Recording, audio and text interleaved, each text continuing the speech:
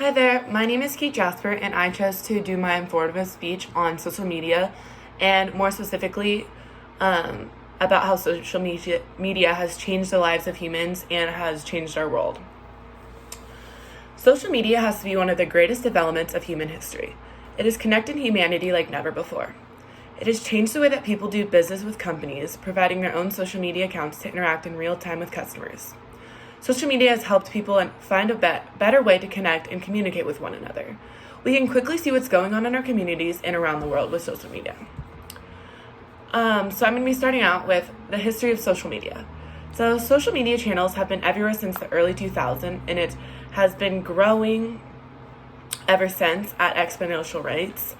The first recognized social media site was called 6 Degrees, and it was founded in 1997 by Andrew Winreach, and it enabled users to upload a profile and make friends with others. So it's kind of like a spin-off of Instagram, Facebook, MySpace, that kind of thing, but Instagram and Facebook are more like our generation with that kind of stuff. So after the invention of this first app, blogging began to explode with popularity.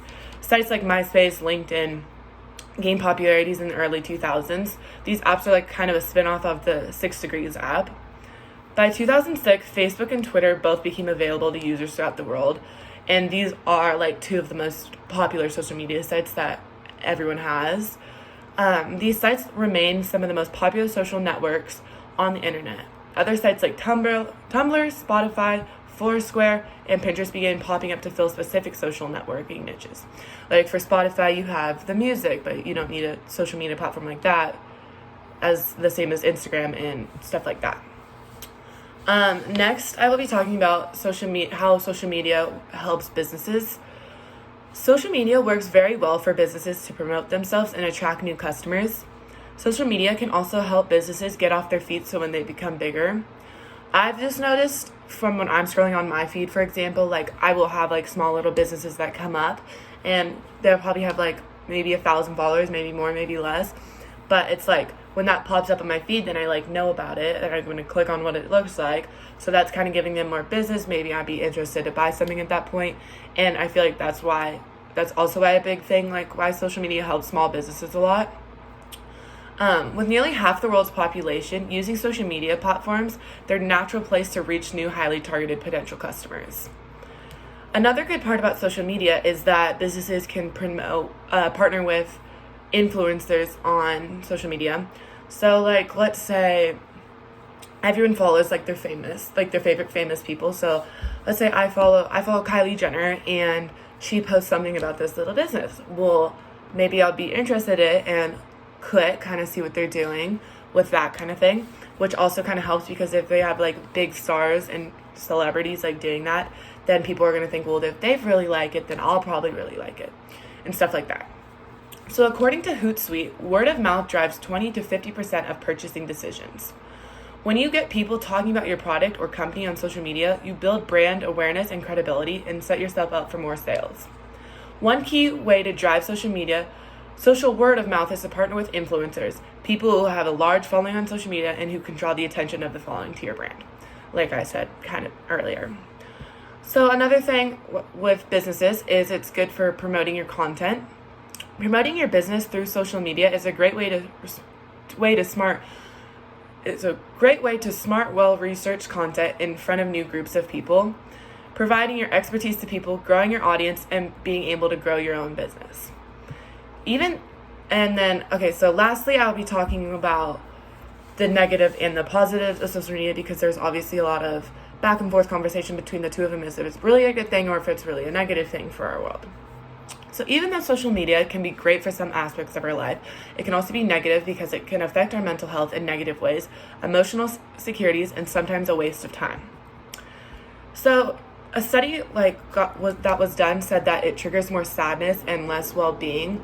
So it's basically saying more people are involved in what people say or are doing to them on the phone or the app or the internet and than what is actually happening in person. And this is like a key thing with like cyberbullying because a lot of people can like hide behind a screen and say something that they would never say in a person, but you don't know who these people are, and it's just like it's a worse form of bullying in my like perspective.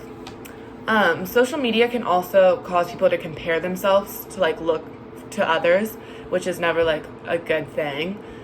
According to Forbes, one study looked at how we make comparisons to other posts in upward and downward directions. That is, feeling that we're either better or worse off than our friends. It turned out that both types of comparison made people feel worse, which is surprising since in real life, only upward comparisons, feeling another person has it better than you, makes people feel bad.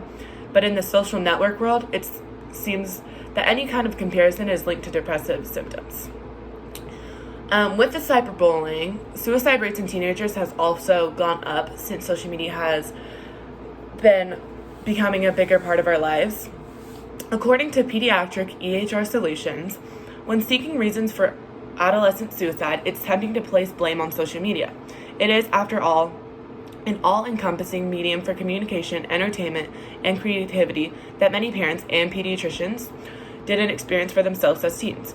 Some parenting experts have suggested that social media exposes kids to cyberbullying, soaring standards of beauty and performance, and peer pressure, not to mention the physical effects of sacrificing sleep and exercise that can lead to poor mental health or exacerbate an existing mental health condition.